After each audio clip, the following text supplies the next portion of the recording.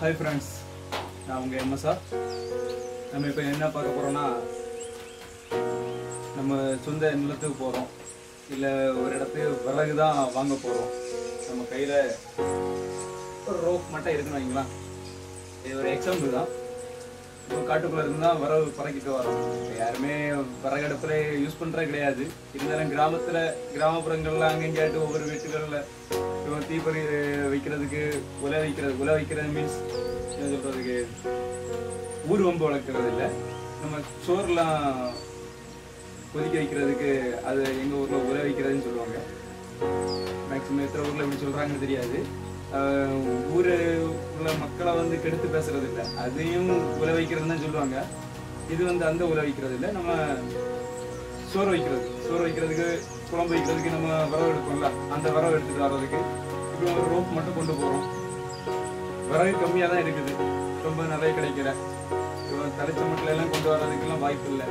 சிம்பிளாக ஒரு ரொம்ப தூரமாக இருக்குது, சிம்பிளாக நம்ம என்ன சொல்கிறதுக்கு ஒரு பேக்கில் போட்டு கொண்டு வர மாதிரி கொண்டு வந்துடுறோம். அது எப்படின்னு பாருங்க. இந்த ரோப்பை ரெண்டு பக்கத்துலையும் இந்த மாதிரி ஒரு நீள கம்பு எடுத்துருங்க. ஒரு எட்ஜில் ஒரு முனைப்பையும்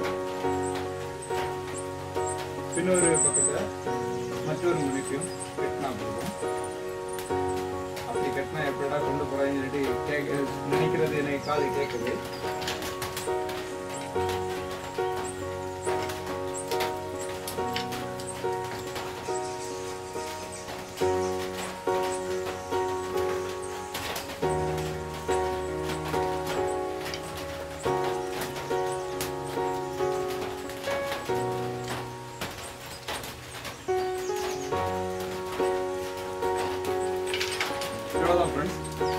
இதை வச்சுட்டு ஈஸியாக நம்ம கொண்டு போகலாம்.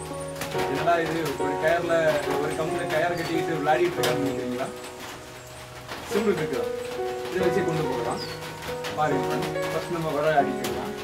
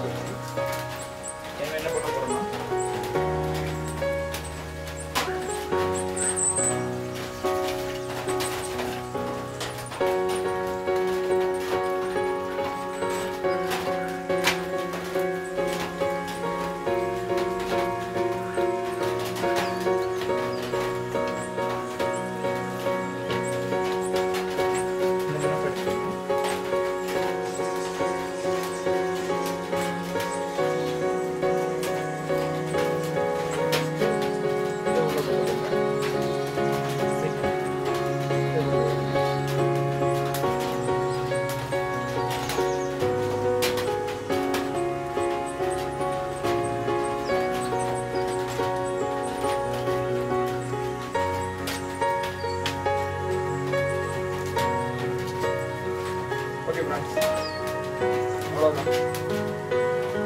ஒரு கேரி பேக் மாதிரி